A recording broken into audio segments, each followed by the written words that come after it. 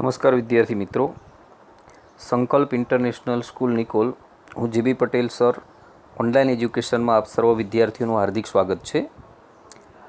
અગાઉ આપણે chapter number 1 subject account Gujarati મીડિયમની અંદર ભાગીદારી વિષય પ્રવેશમાં એની થિયરિકલ માહિતીનો પરિચય મેળવ્યો હતો અને જે દાખલાઓના ફોર્મેટ કે જેના અંદર સ્થિર મૂડીની પદ્ધતિ અનુસાર અને અસ્થિર મૂડી પદ્ધતિ અનુસાર ફોર્મેટ કઈ રીતે બને, હવે આજે આપણે એના પરથી દાખલાઓ કઈ રીતે ગણવા એનો પરિચય મેળવવાનો છે.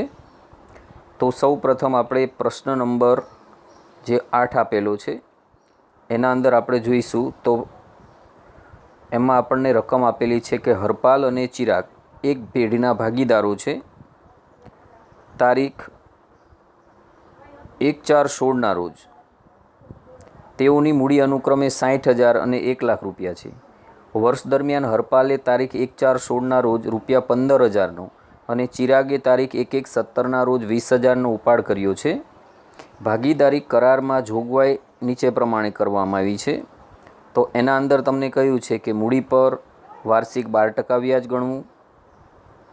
પછી કીધું છે કે ઉપાડ પર 9% વ્યાજ ગણવું. હરપાલને પેઢીમાં સક્રિય કાર્ય કરવા બદલ માસિક ₹1,000 પગાર આપવાનો છે તથા ચિરાગને તેનું કમિશન વહેંચણીપાત્ર નફાના 5% કમિશન આપવાનું છે. ત્યાર પછી તમને માહિતી આપેલી છે કે હરપાલે તારીખ 1/12/16ના રોજ પેઢીને 30,000ની લોન આપી છે અને ભાગીદારી કરાર પત્રમાં લોનના વ્યાજ અંગે કોઈ ઉલ્લેખ નથી. તે લોન પર વાર્ષિક 11% લેખે વ્યાજની માગણી કરે છે. અહીંયા તમને આપેલું છે. તારીખ 31/3/17ના રોજ પૂરા થતા વર્ષનો ઉપરની જોગવાઈઓ પહેલાંનો અને હરપાલની લોન પર વ્યાજ ગણ્યા પછીનો પેઢીનો નફો આપણને 79,400 છે. ઉપરની વિગતો પરથી પેઢીનું નફા નુકસાન ફાળવણી ખાતું અને ભાગીદારોના મૂડી ખાતા તૈયાર કરો. આ બે માહિતી આપણને ગણવાની કહી છે. તો હવે આપણે રકમો ઉપરથી જે માગણી આપણી પાસે કરેલી છે એના અંદર આપણને કહ્યું છે કે પેઢીની અંદર નફા નુકસાન ફાળવણી ખાતું બનાવો અને ભાગીદારોના મૂડી ખાતા તૈયાર કરો. તો પેઢીનું નફા નુકસાન ફાળવણી ખાતું નફા નુકસાન ખાતાની જેમ જ બને. એ જ રીતે ભાગીદારોના મૂડી ખાતા જે આપણે સંયુક્ત રીતે કઈ રીતે બનાવવા એની વિગત આપણે અગાઉ પણ ફોર્મેટની અંદર જોઈ હતી. તો આ રીતે પહેલાં નફા નુકસાન ફાળવણી ખાતું બનશે અને ત્યારબાદ ભાગીદારોના મૂડી ખાતા તૈયાર થશે. તો અહીંયા તમે જોઈ શકો છો કે સૌ પ્રથમ આપણે નફા નુકસાન ફાળવણી ખાતું વિગત રકમ ડાબી સાઈડ ઉધાર જમણી સાઈડ જમા આ રીતે બનાવતા શીખ્યા હતા. ત્યાર પછી ભાગીદારોના જે મૂડી ખાતા છે એ મૂડી ખાતાની અંદર આપણે સંયુક્ત મૂડી ખાતા બનાવતા. તો ભાગીદારોના મૂડી ખાતામાં ડાબી સાઈડ ઉધાર જમણી સાઈડ જમા, તારીખ, વિગત અને બે ભાગીદારની રકમ લખવા માટે હરપાલની રકમ અને ચિરાગની રકમના રૂપિયા લખવાના, પછી તારીખ વિગત એવું જમા બાજુ લખવાનું. તો આ રીતે અહીંયા આપણે અસ્થિર મૂડી પદ્ધતિ અનુસાર, કારણ કે આપણને કોઈ ચાલુ ખાતાની માહિતી આપેલી નથી, તો આપણે અસ્થિર મૂડી ખાતા પદ્ધતિ અનુસાર ભાગીદારોના મૂડી ખાતા બનાવવાના થશે. તો સૌ પ્રથમ રકમની અંદર જોઈએ તો આટલી માહિતી પહેલાં તમારે ડાયરેક્ટ મૂકી દેવાની રહેશે. તો દાખલામાં તમને હરપાલ અને ચિરાગ આ બંનેની તારીખ 1/4/16ના રોજ તેઓની મૂડી શરૂઆતની કહેવાય 60,000 અને 1 લાખ. તો હંમેશા મૂડી છે એ ભાગીદારોના મૂડી ખાતાની જમા બાજુ બાકી આગળ લાવ્યા તરીકે લખી દેવાની. અહીંયા તમે જોઈ શકો છો કે તારીખ 1/4/16ના રોજ બાકી આગળ લાવ્યા. તો બંનેની મૂડી એકની 60,000 અને એકની 1 લાખ રૂપિયા છે. એ પહેલાં આપણે જમા બાજુ બાકી આગળ લાવ્યા તરીકે લખી દેવાની આ રીતે. હવે પછી તમને જે માહિતીઓ આપેલી હોય એમાં ખાસ કરીને આટલી માહિતી ડાયરેક્ટ મૂકી દેવાની. પહેલાં બંને ભાગીદારોની મૂડી જમા બાજુ, પછી ભાગીદારોનો ઉપાડ અહીંયા અલગ અલગ તારીખનો આપેલો છે કે હરપાલે 1/4/16ના રોજ 15,000નો ઉપાડ કર્યો છે, ચિરાગે 1/1/17ના રોજ 20,000નો ઉપાડ કર્યો છે. તો ઉપાડ હંમેશા મૂડી ખાતામાં ઉધાર બાજુ લખાય. તો તમે ઉધાર બાજુ નજર કરશો તો ઉધાર સાઈડ જે તારીખે ઉપાડ કર્યો છે, 1/4/16 15,000નો ઉપાડ હરપાલે કરેલો છે અને 1/1/17 તો 1/1/17ના રોજ ઉપાડ તરીકે અહીંયા ચિરાગે ઉપાડ 20,000નો કરેલો છે. તો પહેલાં મૂડી જમા બાજુ લખી દેવાની, ઉપાડ બંનેનો ઉધાર બાજુ લખી દેવાનો. ત્યાર પછી વર્ષના અંતે પેઢીનો નફો જે કંઈ તમને આપેલો હોય તો અહીંયા તમે જોઈ શકો છો કે 31/3/17ના રોજ પૂરા થતા વર્ષનો પેઢીનો નફો 79,400 છે. તો આ નફા નુકસાન ખાતા ઉપરથી નફો મળ્યો હોય એ ફાળવણી ખાતું આપણે જે અહીંયા બનાવ્યું છે એની જમા બાજુ પહેલું જ લખી દેવાનું. ચોખ્ખો નફો એ ક્યાંથી લાયા કહેવાય? નફા નુકસાન ખાતેથી 79,400. તો આ 3 બાબતો પહેલાં મૂકી દેવાની. નફા નુકસાન ફાળવણી ખાતાની જમા બાજુ ચોખ્ખો નફો લખી દેવાનો. પછી ભાગીદારોના મૂડી ખાતાની જમા બાજુ બાકી આગળ લાવ્યા તરીકે બંનેની મૂડી લખી દેવાની અને ઉધાર બાજુ મૂડી ખાતામાં જે ભાગીદારોએ ઉપાડ કરેલો હોય એ ઉધાર બાજુ લખાય. આટલી એન્ટ્રી ડાયરેક્ટ મૂકી દેવાની. હવે તમને જે હવાલારૂપી માહિતીઓ આપેલી હોય તો અહીંયા તમે જોઈ શકો છો કે પહેલાં જ હવાલાની અંદર તમને કહ્યું છે અહીંયા કે મૂડી પર વાર્ષિક 12% વ્યાજ ગણવું. કેટલા ટકા? 12%. તો અહીંયા બંને ભાગીદારોની મૂડી આપણે જે જમા સાઈડ લખેલી છે, એકની 60,000 અને એકની 1,00,000. આ મૂડી પર તમે વ્યાજનો દર જેટલા ટકા તમને આપ્યો છે તો અહીંયા આપણને મૂડી પર વ્યાજ કેટલા ટકા કહ્યું હતું પહેલાં જ હવાલામાં? તો કે 12%. તો 12% લેખે તમે વ્યાજ ગણશો તો જે 60,000 રૂપિયા મૂડી બાકી આગળ લાવ્યા તરીકે આપણે અહીં લખેલી છે, હવે પહેલા ભાગીદારની મૂડી 60,000 રૂપિયા છે અને બીજા ભાગીદારની મૂડી 1,00,000 રૂપિયા છે. તો તમે 60,000 એના 12% કરશો એટલે મૂડી પર વ્યાજ 7200 રૂપિયા થશે અને 1,00,000ના 12% કરશો એટલે 12,000 થશે. એટલે મૂડીનું વ્યાજ એ ભાગીદાર માટે આવક છે. એટલે એમના મૂડી ખાતાની જમા બાજુ વર્ષના અંતે તારીખ 31/3/17ના રોજ વિગતમાં લખવાનું મૂડી પર વ્યાજ. તો ગણતરી કરી 12% તો એકનું 7200 થયું, એકનું 12,000 થયું. હવે એની બીજી અસર ફાળવણી ખાતાની ઉધાર સાઈડ આપવાની. તો અહીંયા તમે જોઈ શકો છો મૂડી પર વ્યાજ હરપાલનું 7200 રૂપિયા છે અને ચિરાગનું 12,000. એ રકમ અંદર અહીં લખવાની અને બેનો સરવાળો 19,200 રૂપિયા બહાર લખવાનો. આ પેઢીનું ખાતું છે.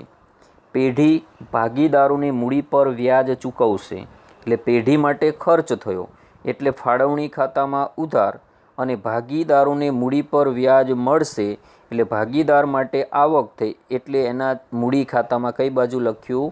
જમા બાજુ. આ રીતે બંને અસર થશે.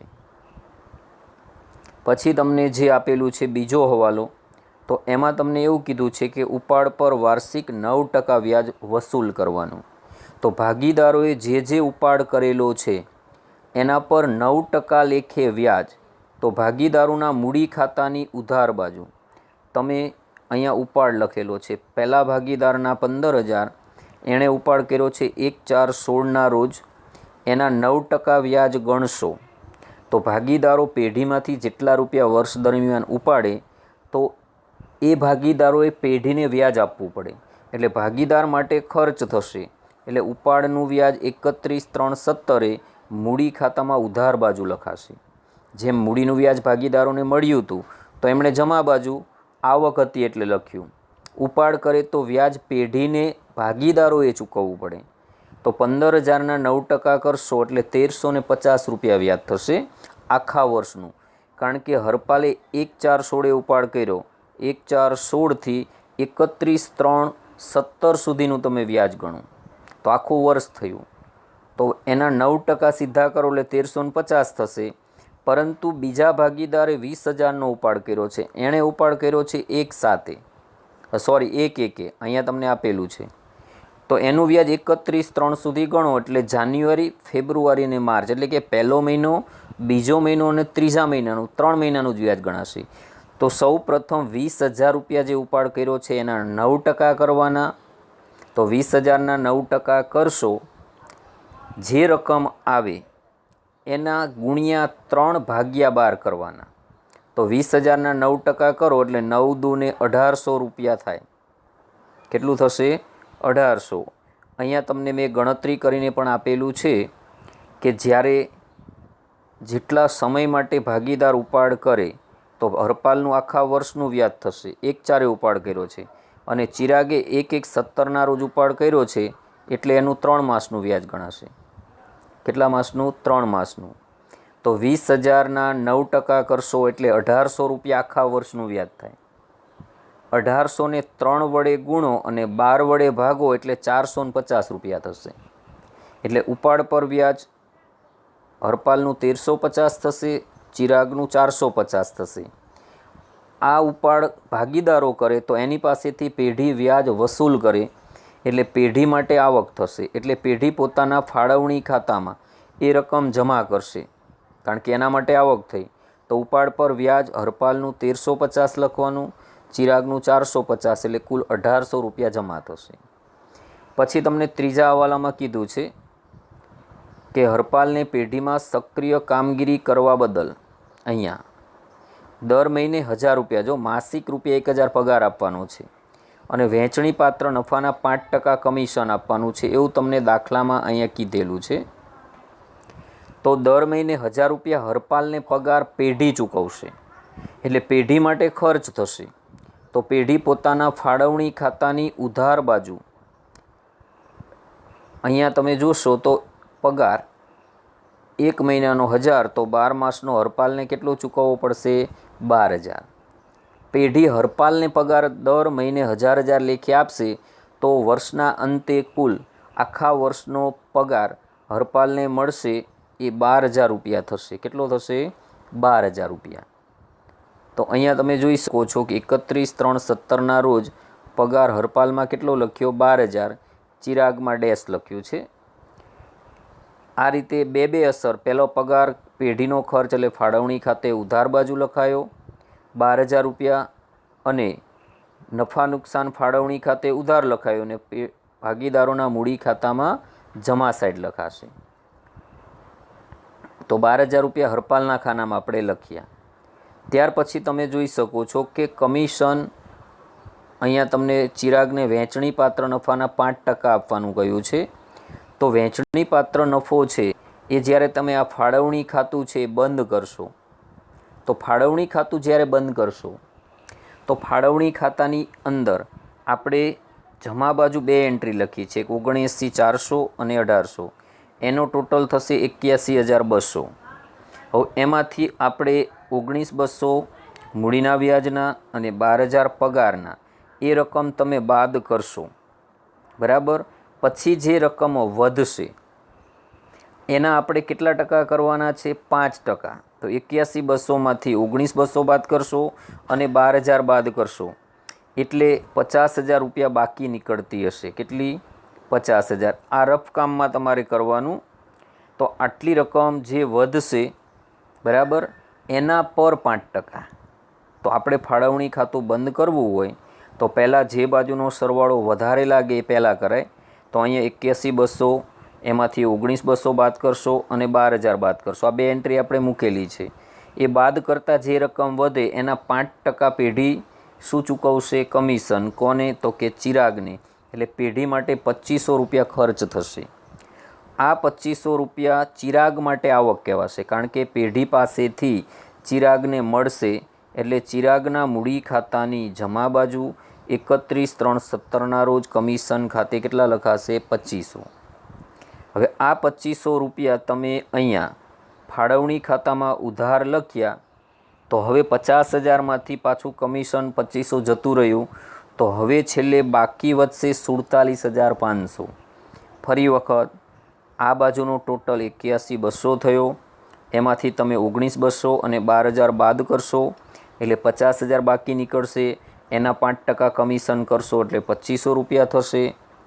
વળી પાછો 2500 ઉધાર બાજુ રકમ લખો એટલે 50,000માંથી પાછું 2500 બાદ થાય એટલે 47,500 વધશે. એ બંને ભાગીદાર વચ્ચે વહેંચવા લાયક નફો વધ્યો, એને કહેવાય વહેંચણી પાત્ર નફો. બંને વચ્ચે સરખા ભાગે, કારણ કે આપણને દાખલામાં નફા નુકસાન વહેંચણીનું પ્રમાણ આપેલું ન હોય તો સરખા ભાગે વહેંચાય. અહીંયા આપેલું નથી એટલે 23,750 23,750 બંને વચ્ચે સરખા ભાગે વહેંચાશે. અહીંયા દાખલામાં ક્યાંય આપણને નફા નુકસાન વહેંચણીનું પ્રમાણ આપેલું નથી. હવે એ જ નફો ફાળવણી ખાતામાં ઉધાર બાજુ છે, તમે મૂડી ખાતા બનાવ્યા તો ભાગીદારો માટે નફો એ આવક કહેવાય. એટલે ફાળવણી ખાતા મૂડી ખાતાની જમા બાજુ વહેંચણી પાત્ર નફો બેનો કેટલો લખવાનો? 23,750 23,750. હવે આપણે મૂડી ખાતા વારાફરતી એક એકના બંધ કરવાના. હવે તમે હરપાલનો જમા બાજુનો સરવાળો કરશો તો 1,02,950 થશે. એમાંથી તમે આ 15,000 અને 1,350 બાદ કરશો તો એની મૂડીની છેલ્લી બાકી વધશે 86,600, જેને કહેવાશે બાકી આગળ લઈ ગયા. એવી જ રીતે ચિરાગનો ટોટલ કરશો તો એ ટોટલ 1,38,250 થશે. એટલો જ તમે ઉધાર બાજુ લખો. એમાંથી તમે આ 20,000 અને 450 બાદ કરશો તો એની બાકી 1,17,800 મળશે. બસ તમારે અહીં સુધી દાખલો ગણવાનો છે. ફક્ત અહીંયા જે બાકી મળી એ તમે આ એક દિવસ માટે 1,4,17 9 વર્ષ ચાલુ થાય ત્યારે બાકી આગળ લાવ્યા તરીકે મૂકી દેવાનું. તો આ રીતે દાખલા ગણવા માટે સૌ પ્રથમ મૂડીની બાકી જમા બાજુ, ઉપાડ ઉધાર બાજુ લખાય. પછી જે નફો આપ્યો હોય ફાળવણી ખાતાની જમા બાજુ પહેલો લખાશે. પછી દરેક હવાલાની બે અસર થશે. એ ક્રોસ એન્ટ્રી થશે કે મૂડી પર વ્યાજ એ ભાગીદારને મળવાપાત્ર થાય એટલે ભાગીદારની આવક છે, તો પેઢીનો ખર્ચ છે એટલે ફાળવણી ખાતામાં ઉધાર બાજુ લખાય, તો મૂડી ખાતામાં મૂડીનું વ્યાજ જમા બાજુ લખાય. ઉપાડનું વ્યાજ ભાગીદાર માટે ખર્ચ છે એટલે મૂડી ખાતામાં ઉધાર લખાય, તો ફાળવણી ખાતામાં જમા લખાશે. તો આ રીતે મેં તમને અગાઉ ફોર્મેટ જે સમજાવેલા છે એ જો તમને આવડતા હશે તો તમે આસાનીથી આ દાખલાઓ ગણી શકશો. બરાબર. તો એ જ રીતે તમને દાખલા નંબર 9 આપેલો છે. એના અંદર તમને 3 ખાતા બનાવવાના કહ્યા છે. એમાં કહ્યું છે કે ભદ્રેશ અને હિરલ એક પેઢીના ભાગીદારો છે. તેમનું નફા નુકસાન વહેંચણીનું પ્રમાણ 3:2 છે. અહીંયા આપેલું છે. 1/4/16ના રોજ ભાગીદારોની કુલ મૂડી 4,20,000 છે. તેઓની સ્થિર મૂડીનું પ્રમાણ 4:3 છે. આ જ દિવસે તેમના ચાલુ ખાતાની બાકીઓ આ પ્રમાણે છે. ભદ્રેશ 36,000 જમા, હિરલ 24,000 ઉધાર. હવે ભાગીદારી કરાર અનુસાર ભાગીદારોની મૂડી પર વાર્ષિક 12% વ્યાજ આપવાનું છે. ચાલુ ખાતાની બાકી પર વાર્ષિક 10% વ્યાજ ગણવાનું છે. પેઢીમાંથી ભાગીદારોએ કરેલ ઉપાડ પર વાર્ષિક 12% વ્યાજ વસૂલ કરવાનું છે. ભદ્રેશને પેઢીમાં સક્રિય કાર્ય કરવા બદલ માસિક ₹2400 પગાર આપવાનો છે. ભદ્રેશે તારીખ 1/10/16ના રોજ 36,000 અને હિરલે 1/1/17ના રોજ 48,000 ઉપાડ કર્યો છે. હિરલને તેનું કમિશન બાદ કર્યા પછીના ચોખ્ખા નફા પર 10% કમિશન આપવાની જોગવાઈ છે. ઉપરના હવાલાઓ ધ્યાનમાં લીધા સિવાય 31/3/17ના રોજ પૂરા થતા વર્ષનો પેઢીનો નફો 4,06,800 છે. તો અહીંયા તમને 3 પ્રકારના ખાતા બનાવવાનું કહ્યું છે. નફા નુકસાન ફાળવણી ખાતું, સ્થિર પદ્ધતિ છે એટલે મૂડી ખાતાએ બનશે અને ચાલુ ખાતા પણ બનશે. તો અહીંયા તમે જોઈ શકો છો તો 3 ખાતા, નફા નુકસાન ફાળવણી ખાતું, પછી ભાગીદારોના મૂડી ખાતા અને ભાગીદારોના ચાલુ ખાતા, આ રીતે આપણે બનાવવાના થશે. બરાબર છે.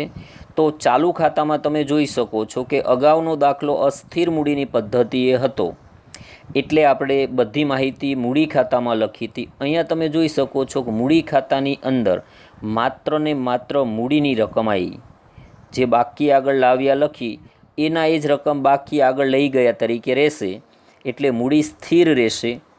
બાકીની બધી માહિતી તમારે ક્યાં લખવાની આવશે? ફાળવણી ખાતામાં અને ભાગીદારોના ચાલુ ખાતામાં. તો અહીંયા સૌ પ્રથમ જે રકમમાં માહિતીઓ બાકી રૂપે આપેલી છે, તો અહીંયા આપણે ઝડપથી દાખલો જોઈએ તો ભાગીદારોની મૂડી 4,20,000 ભેગી આપી છે. પણ એનું પ્રમાણ આપણને 4/3 આપી દીધું છે, તો એને આપણે 4/3 હિસ્સે છૂટી પાડી દેવાની. તો અહીંયા તમે જોઈ શકો છો, મેં તમને સમજૂતી રૂપે માહિતી આપેલી છે. અહીંયા પહેલાં હું તમને એ સમજાવી દઉં કે ભાગીદારોની ભેગી મૂડી આપી છે 4,20,000, એને 4/3, એનો મતલબ થયો 4 ને 3 7, તો ભદ્રેશની શરૂની મૂડી 4 સપ્તમાંશ કહેવાય અને હિરલની શરૂની મૂડી 3 સપ્તમાંશ કહેવાય. 7માંથી 4 રૂપિયા, 7માંથી 3 રૂપિયા. તો પહેલા ભાગીદારની મૂડી 2,40 અને બીજાની 1,80 થશે. આ રકમ બાકી આગળ લાવ્યા તરીકે ક્યાં લખી દેવાની? મૂડી ખાતાની જમા બાજુ. તો અહીંયા આપણે બે ભાગીદારની મૂડી લખેલી છે બાકી આગળ લાવ્યા તરીકે, અને એ જ ખાતા બંધ કરો એટલે બાકી આગળ લઈ ગયા પણ એના એ જ મળશે. પછી જે તમને વર્ષના અંતે પેઢીનો નફો આપેલો છે, બરાબર, 4,06,800, એ આપણે નફા નુકસાન ફાળવણી ખાતાની જમા બાજુ લખી દેવાનો. બાકી આગળ લાવ્યા, અહીંયા તમારે ડાયરેક્ટ ચોખ્ખો નફો એવું લખવું પડે. પછી તમને મૂડી પર વ્યાજ કીધું છે, તો હવે મૂડી પર વ્યાજ જેટલા ટકા કહ્યું હોય તો અહીંયા 12% કીધું છે. દાખલાની રકમમાં એ જોઈ શકો છો. તો મૂડી જેટલી હતી એના તમે 12% કરશો, તો હવે એની બે અસર આપણે એક ચાલુ ખાતાની જમા બાજુ આપવી પડે.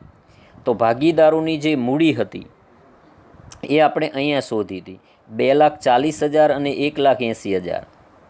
હવે એના તમે 12% કરશો એટલે મૂડી પર વ્યાજ જે મૂડી ખાતે લખતા એના બદલે હવે ક્યાં લખવાનું? ચાલુ ખાતાની જમા બાજુ. એકનું 28,800 થશે, એકનું 21,600 થશે. એની આપણે બીજી અસર આપવાની ફાળવણી ખાતાની ઉધાર બાજુ. તો અહીંયા તમે જોઈ શકો છો, મૂડી પર વ્યાજ બેની રકમ ટોટલ કરીને બહાર મૂકી. પછી તમને ઉપાડ પર વ્યાજ ગણવાનું જે કીધું હોય, તો અહીંયા તમને હવે ચાલુ ખાતાની બાકી પર 10% વ્યાજ કીધું છે.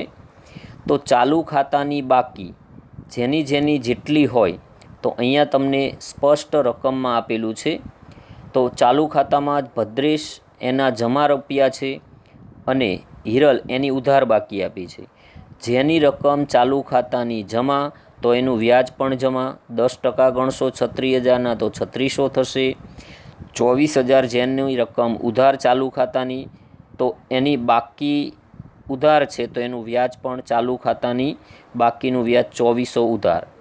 જે રકમ અહીંયા આપણે જમા કરી છે એ ફાળવણી ખાતામાં ઉધાર થશે, આ 3600, અને અહીંયા 2400 ઉધાર્યા છે ફાળવણી ખાતામાં જમા થાય, ક્રોસ એન્ટ્રી થાય. આટલું યાદ રાખવાનું. તો અહીંયા તમે જોઈ શકો છો કે ચાલુ ખાતાનું વ્યાજ હિરલનું ઉધાર હતું એ ફાળવણીમાં જમા કર્યું. ચાલુ ખાતાનું વ્યાજ ભદ્રેશનું જમા હતું એ 3600 અહીં ઉધાર કર્યું.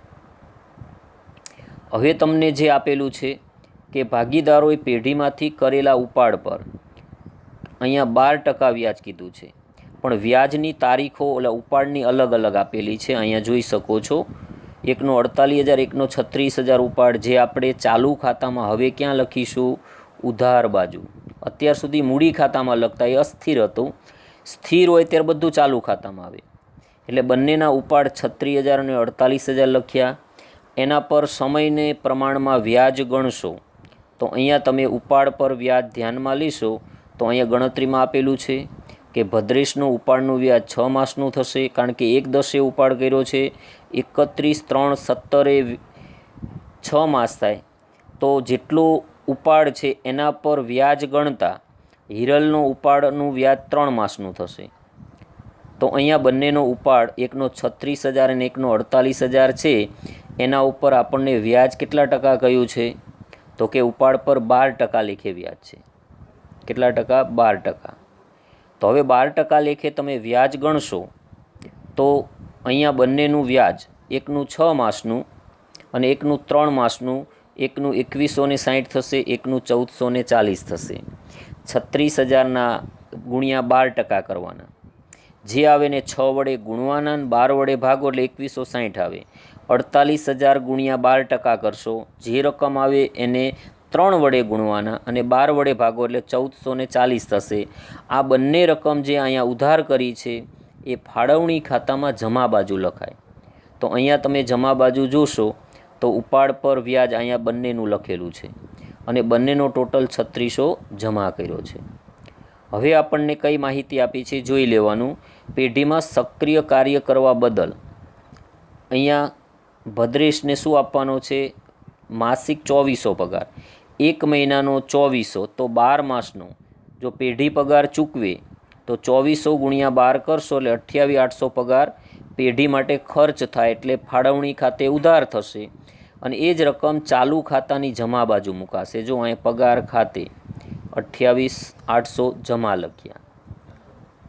હવે તમને જે કંઈ માહિતી આપેલી હોય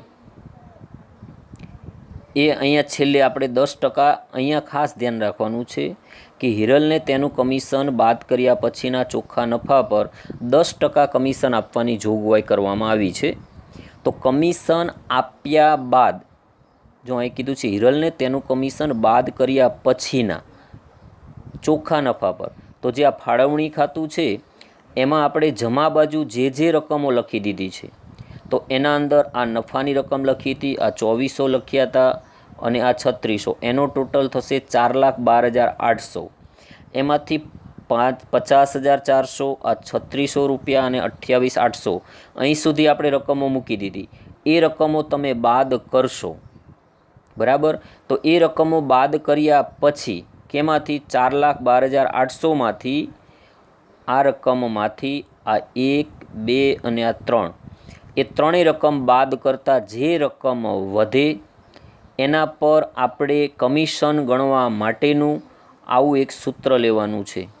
અહીંયા તમે 3 નંબરમાં ગણતરી જે આપી છે એ તમે ચેક કરશો તો અહીંયા કમિશન ગણવા માટે આવું સૂત્ર લેવાનું. કમિશન બરાબર નફો ગુણ્યા ટકા છેદમાં 100+%. તો જે રકમ તમે 4,12,800માંથી 3 રકમો બાદ કરી હશે એ નફો મળે એની જગ્યાએ મૂકશો, એને ગુણ્યા 10 છેદમાં 110 કરશો અને પછી તમે કમિશન ગણશો તો એ કમિશન આપણને મળવાપાત્ર થશે 30,000. કેટલું થશે? 30,000. હવે 30,000 રૂપિયા બાદ કરશો એટલે અહીંયા તમને 3 લાખ રૂપિયા રકમ મળશે. એટલે આપણને કમિશન પહેલાંનો નફો 3,30,000 મળેલો હશે. તો એ રકમમાંથી 30,000 બાદ કરતાં હવે 3 લાખ રૂપિયા વહેંચણી પાત્ર નફો મળશે. એને તમારે 3:2ના પ્રમાણમાં, કારણ કે નફા નુકસાન વહેંચણીનું પ્રમાણ તમને આપ્યું છે એ પ્રમાણમાં વહેંચશો એટલે 1,80,000 અને 1,20,000 નફો મળશે. આ નફો હવે મૂડી ખાતાના બદલે આપણે કયા ખાતે લઈ જવાનો? ચાલુ ખાતાની જમા બાજુ. તો અહીંયા નફો મૂકી દો. હવે પછી ખાતા શું કરી દેવાના? બંધ. તો આપણે ચાલુ ખાતામાં જોઈશું કે કોનો સરવાળો કઈ બાજુ વધારે છે. તો ભદ્રેશનો સરવાળો 2,77,200 આ જમા બાજુ છે એટલો જ અહીં મૂક્યો. તો એની જે બાકી મળશે 2,39,040 મળશે. એ જ રીતે આનો ટોટલ થશે 1,71,600 એટલા જ મૂકો તો એની બાકી મળશે 95,760. તો આ રીતે મેં તમને આખા દાખલાની સ્થિર મૂડી પદ્ધતિએ કઈ રીતે દાખલો ગણાય એની સમજૂતી આપી. તો આટલી માહિતી પરથી તમે 2 દાખલા, એક અસ્થિર મૂડીની પદ્ધતિએ શીખવાડ્યો એ આપણે આગળનો દાખલો હતો અને બીજો દાખલો આપણે જે જોયો એ સ્થિર મૂડી પદ્ધતિનો હતો. 8 અને 9 આ 2 દાખલા આપણે આ લેક્ચરમાં પૂરા કર્યા છે. બંનેને ગણજો. નેક્સ્ટ લેક્ચરની અંદર આપણે પછીના દાખલાની ચર્ચા કરીશું.